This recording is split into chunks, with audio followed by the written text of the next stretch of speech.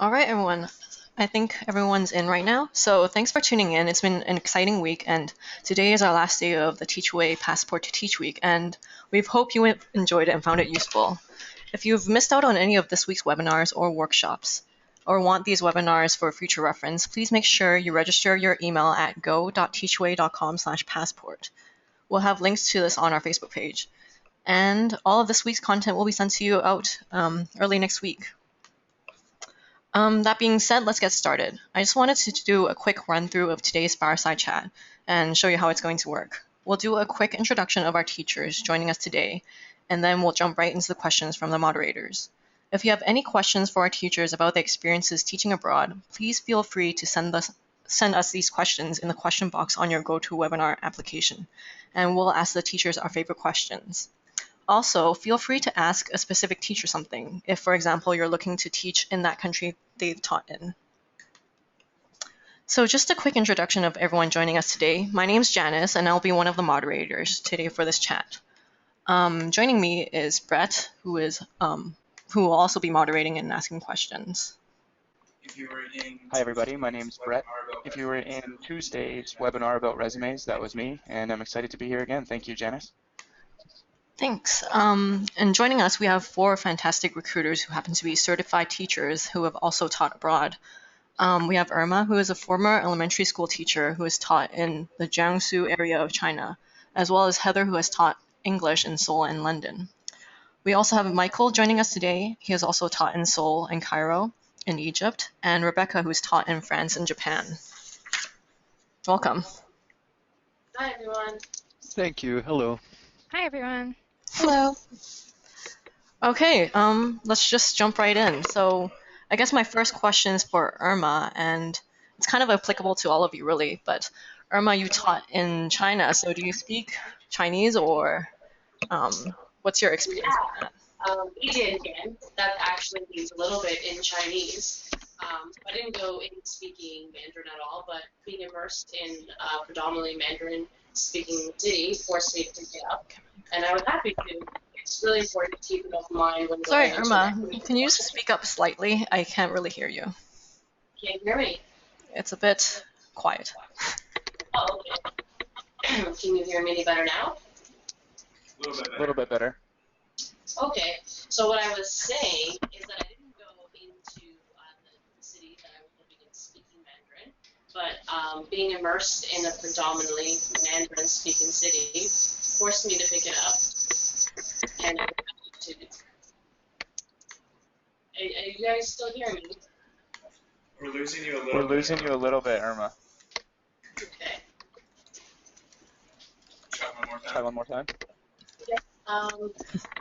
Just wondering if I'm having any tech issues. There's a slight feedback, I think, between you and Heather. Uh-oh. Does that make a difference? Oh, I think I know why. Okay, try again. Wait, no.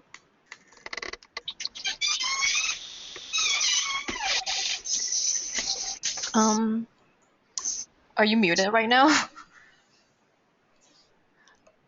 Maybe we'll just move on to Rebecca for this question. Sure. So Yeah. I taught in France and in Japan, and I did not speak Japanese or French before I moved to each of the countries. It was really difficult moving to, let's say, Japan, not speaking Japanese at all, but it was really important to kind of learn the basics when I arrived by spending time with the teachers at the school already and kind of doing language classes, as well as just kind of doing any practicing I could do on my own at nighttime in between classes. So yeah, for example, if I went to the store, obviously I couldn't speak Japanese, so ordering is really, really tricky when you don't know the language. But there's always ways around it. Lots of visual cues and hand gestures are really important to learn, and as well as just kind of keeping a really, really positive and friendly attitude towards it. People in countries, they understand that you can't speak the language, so they want to help you as well. So it's just good to kind of try. They appreciate it when you try, and then just to kind of keep on improving your language skills. They really appreciate just trying to use just one word, even if it's just please and thank you in the language. They really appreciate that as well. Awesome. Thank you, Rebecca. How about you, Michael? Did you have anything similar to share about your experience? I'm pretty much in line with Rebecca. It's, if you're making the effort, that's definitely crucial. And for me in Korea, I learned, just the basics. Just being polite, being able to say, yes, please, no, thank you, things like that, and picking up some diction where you can. And once you get your comfort level a little higher, you find you become a little more proficient. It is difficult, but it's definitely worth trying. And you'll meet some people, and you can do language exchange with them. So you can teach them some English, and they'll teach you some of their language. And it was the same. It was the same for me in Cairo. But again, it's good to get out of your comfort zone and not just spend time with other English speakers, but try and immerse yourself. It's a little scary at first, but once you get past that, it's really rewarding. Awesome. Thank you very much. So we're going to move on to the next question now, and what we'll do is try Irma and Heather first on this one and see if our audio quality is okay. So bear with us if there are any feedback issues or anything like that. Now the question is, were there any situations where you found the language barrier to be, oh sorry, I'm just going to skip that one because we kind of just talked about that. How many foreign teachers were at your school, and how were your relationships with the other teachers at your school, whether they were expats themselves or teachers from that country? I guess I'll go first on that. I was working at a summer camp program in Korea, so it was actually really small. So there's only 5 of us foreign teachers, and we would each have a Korean language TA, and so the TA staff were so supportive and lovely, and the other foreign teachers were great. A lot of like-minded people with a sense of adventure, and those are the type of people that typically like to go and teach abroad. So it was great. We all became fast friends. Yep, and in my case, my school was a startup school, so about in its 2nd year of being established. So there was a smaller amount of teachers in comparison to most international settings, about 6 to 10 teachers, but that really helped us become a tight-knit community. We all supported each other, and those are the kind of things that are really, really important when you're thinking of moving abroad, and it makes the transition much smoother. Great. And how about Rebecca and Michael? Do you have different experiences at larger schools than 6 to 10 teachers? So yeah, with my school in Japan, there were only about 8 to 10 teachers. That's foreign teachers, but then there were about 15 local teachers as well, Japanese teachers.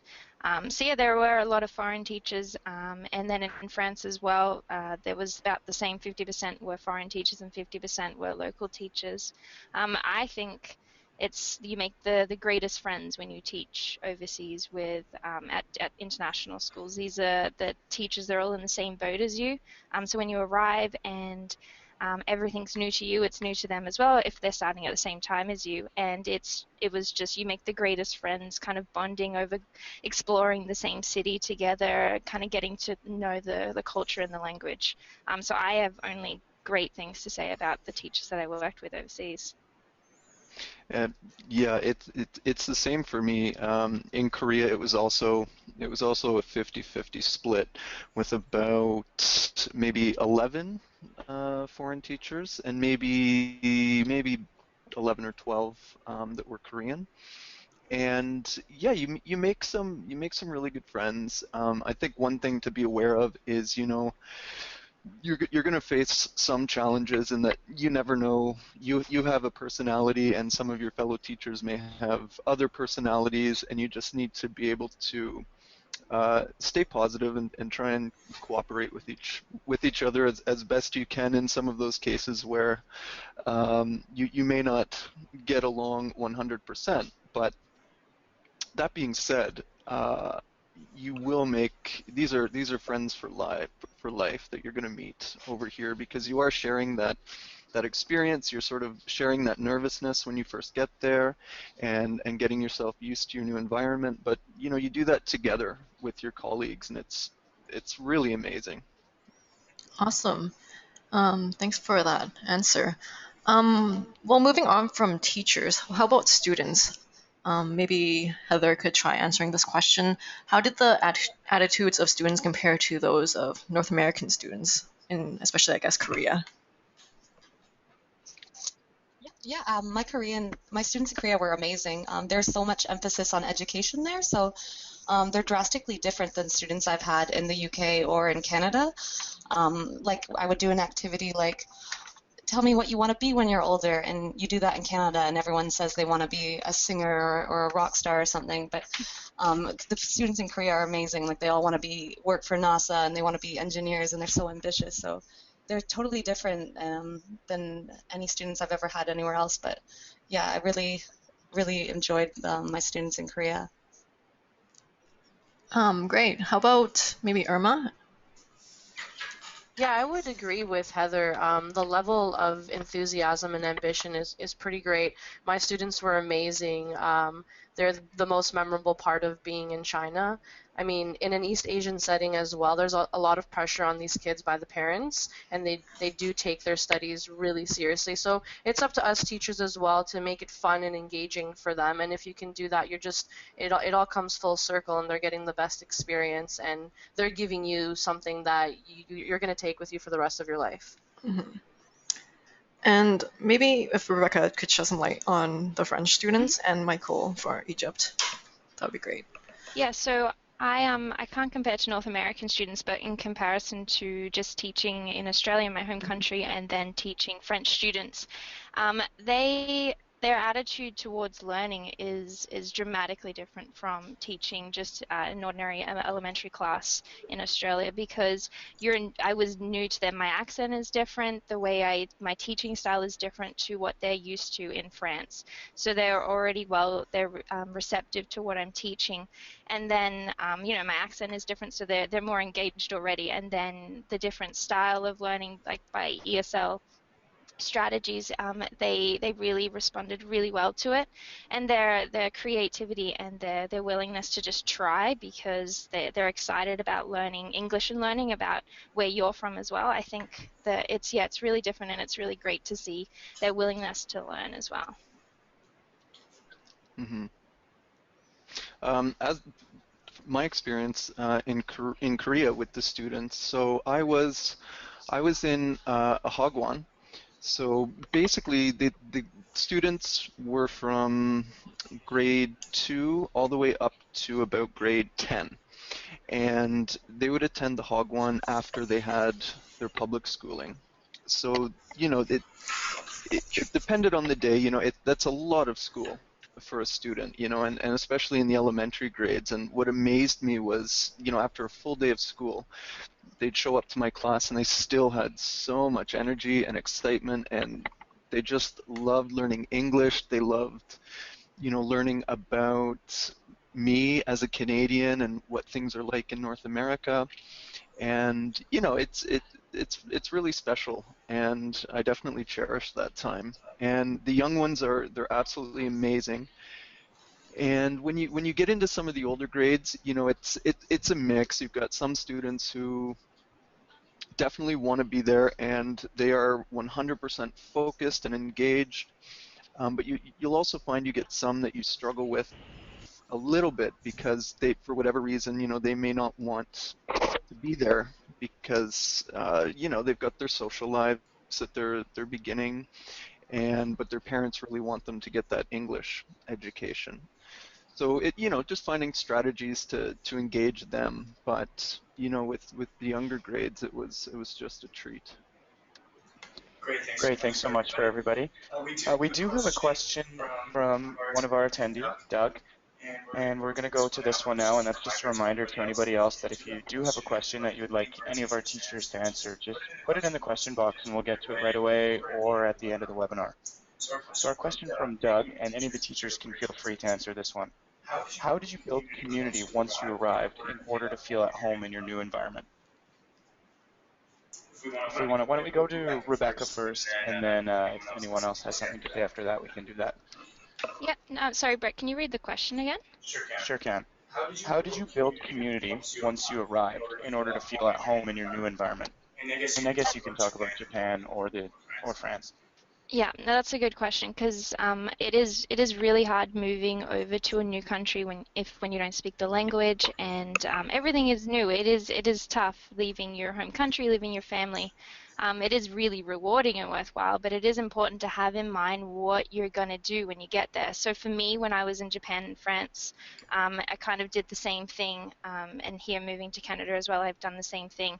First, I make my home my home. I kind of decorate it. I make it homey. I make it where I feel safe and comfortable to live.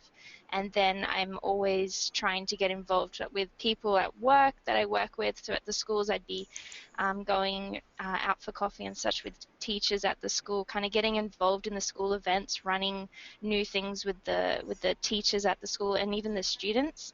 And then I would also kind of get involved in language classes and sports after school and on the weekend, just kind of really trying to get involved in the school as well as kind of get involved in what's happening in the city. And then I also traveled a lot. I mean, you're moving to a new country, everything is new. It's just amazing to travel around and see everything. Because I mean that's one of the reasons that a lot of people move overseas is to explore, and it's just a great way to settle into your community too. Great, thanks so much. Heather, did you have anything that you'd like to add to that?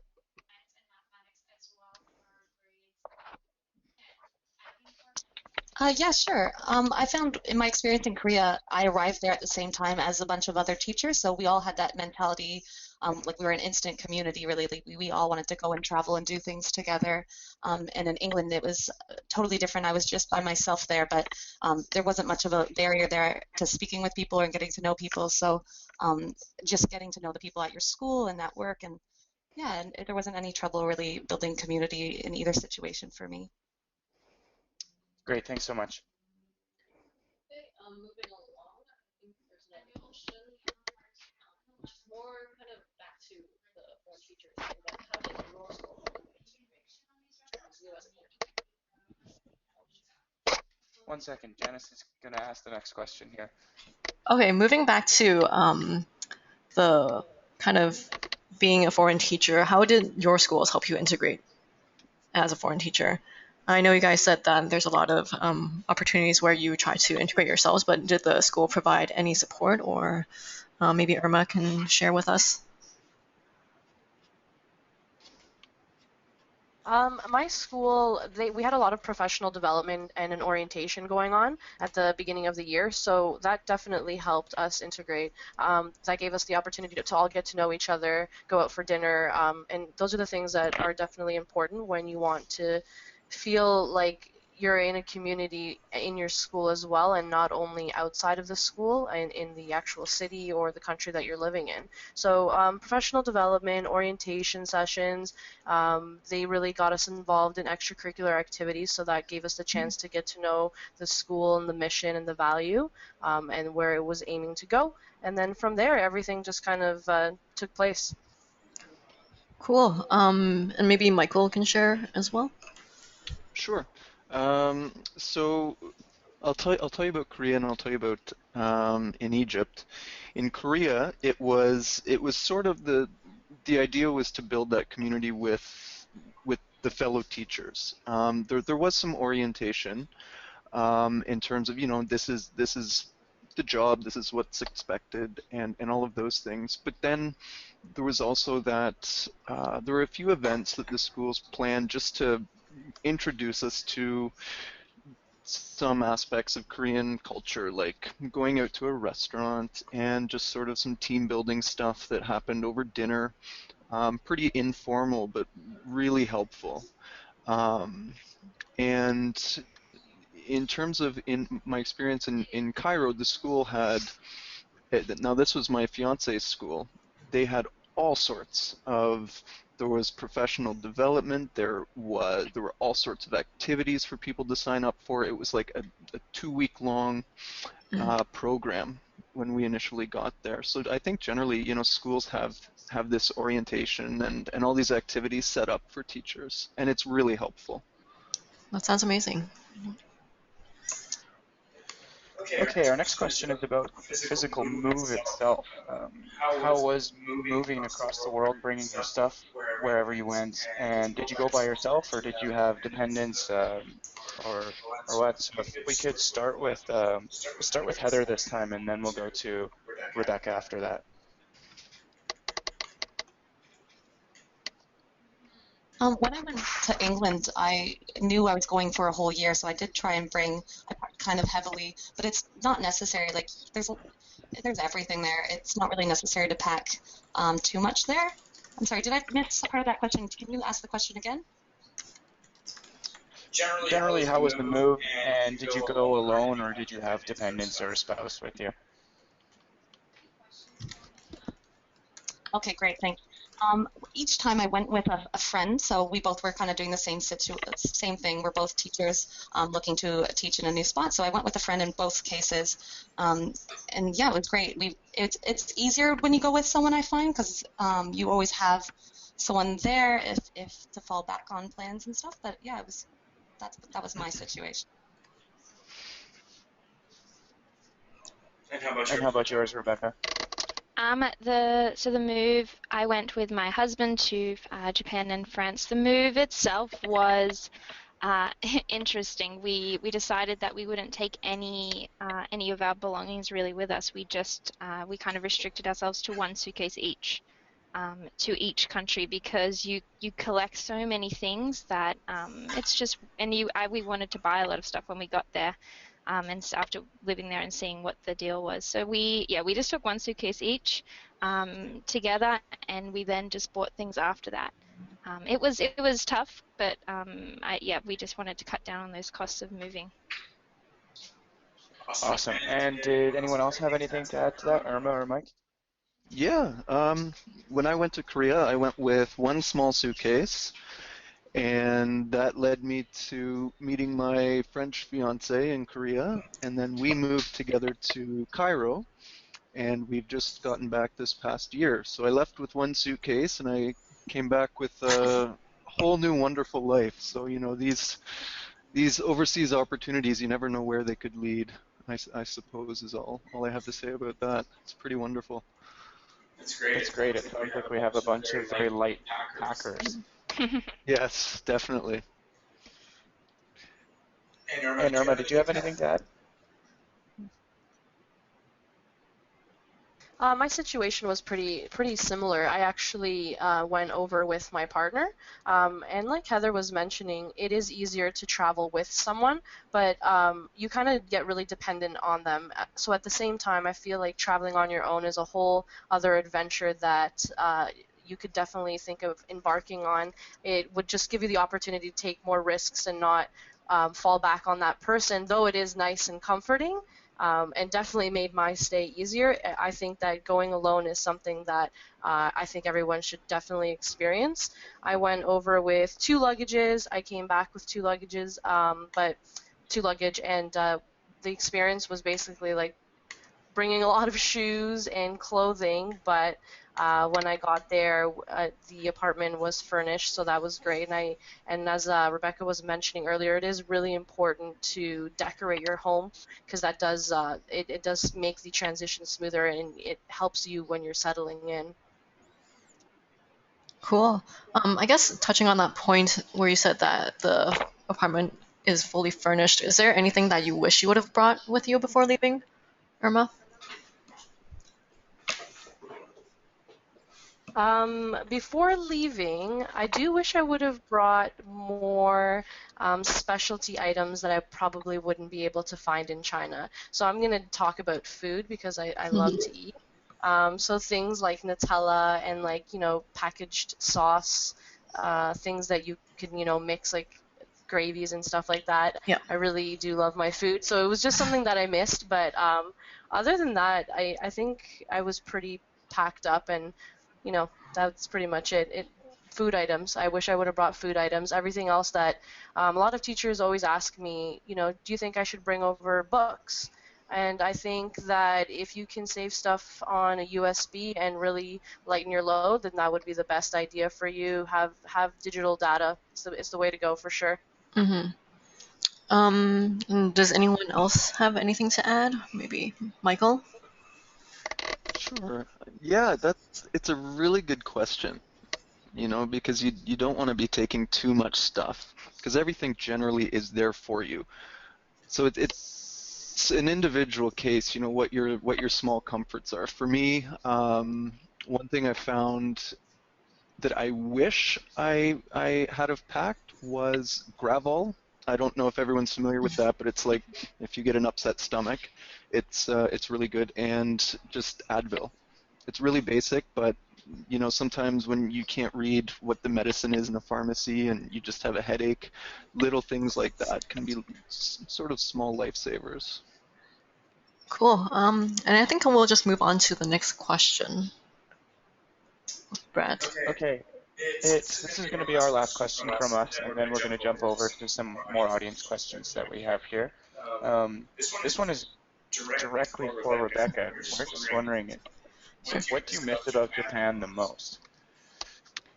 One thing that I miss the most, I think I'd have to say the kids. I mean, I taught early childhood in Japan, and I took a group of kids for 10 hours a day, and I taught them English, and they couldn't speak any English at the start of the year, and by the end of the year, I could have conversations with them in English. So I would have to say I miss that group of kids, and it's been 4 or 5 years since I was there, but I still remember every single one of them. And I think that's something that you'll always remember because it was such an exciting time, and it was really rewarding. So I would have to say my students the most of all. Cool. Awesome. And I think we have a question from the audience. So Mike and Irma mentioned that the students in Korea and China are fairly keen. So how did you adapt your teaching style to accommodate these children or teenagers? It's an excellent question. Who would you like to answer first? Maybe Mike. I actually Yeah, go ahead. didn't catch the question. If someone could repeat that. Sorry. So the question is that Mike and Irma mentioned that the students in Korea and China are quite keen, and we're just wondering how did you adapt your teaching style? So maybe Mike will go first, and Irma can have a second. Sure. So each school, they're going to have their own curriculum that they would like for you to follow, and that at least that was the case at the school I was at. And so basically, I had some freedom within that set curriculum to make some creative choices. And after maybe a couple weeks being with the students, I got a feel for where their interests were, what got them engaged, and within within the purview of what the course was trying to do, I was able to supplement with things that interested them, like maybe a music clip or something from a video, and then just tying the things they have to do into things that they find enjoyable and things that they can relate to. So that's how I did it anyway. And you just have to learn your class, learn your students, and then find those spaces where you can add in all of that fun stuff. Cool. And Irma, if your internet is still working, if you can answer that, that would be great. Okay, I think we've lost her right now, but we do have another question from the audience. I have an interesting question, and this one comes from our audience, and it is, what advice would you give to non-native ESL teachers for settling down in the UAE? And we'll jump to Rebecca and Michael just because we know that their connection is a little bit better here. And if we do get Irma and Heather back, just let us know and we can jump to you as well. Yeah, all right. So that was non-native English speakers settling into the UAE. Um, Yes. yeah, I would suggest start learning the language as soon as you get there. I mean, everyone that moves to the UAE, if they're an international teacher, teachers from the US, teachers from Canada moving to the UAE, they don't know the language as well. So it's good to kind of start learning the language when you arrive, and probably it'd be a great idea to kind of join a group of people in the same position as you, that you make great friends that way, but also you can practice the language as well when you arrive, and kind of be able to help each other out through settling into. Yeah, I think that's excellent advice. Definitely finding a group that, are like-minded people that, are in the same situation, and then that's a support for you. And then you'll have a little more confidence to branch out. Yeah. Cool. Awesome. We also have another question. I think this will be one of our last questions. That's all the time we have. Maybe Michael and Rebecca again. How do you communicate with parents? Because this is a really big part of classroom management. So does someone help you with that, or how does it work? So the parents' involvement in the class, it depends on the school that you have. In Japan, I had a local Japanese teacher as my co-teacher, so she did a lot of the communicating with parents. But I love talking to parents as well about how their kids are going. I think it's really important to build that relationship with parents because it's really effective in your classroom management too.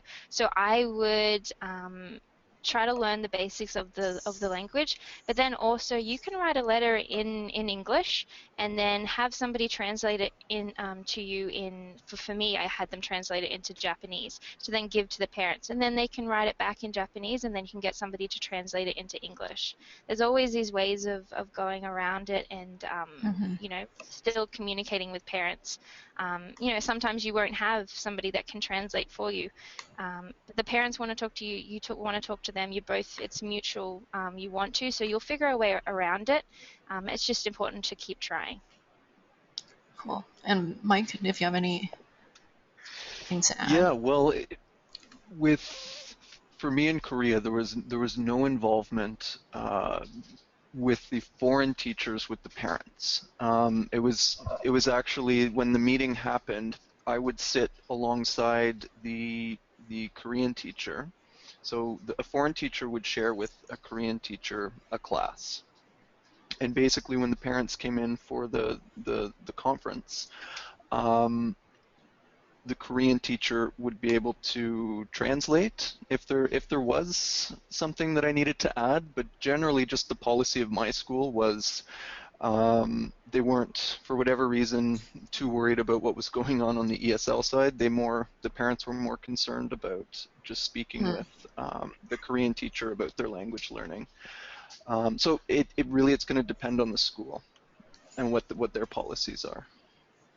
All right, great. I think that's all the time we have today. So thanks again for everyone for joining in, as well as the teachers who provided their lovely experiences. And if you still have questions, please feel free to ask us on social media or on our community board, which is teachaway.com/community. And make sure you register your email at go.teachaway.com/passport to receive all this week's content, and we'll send it to you by early next week. Thanks again, and hope you've had a great day, and we'll have a great day. Thanks. Bye. Thank you. Thanks, everyone. Thank you. Thank you. Bye.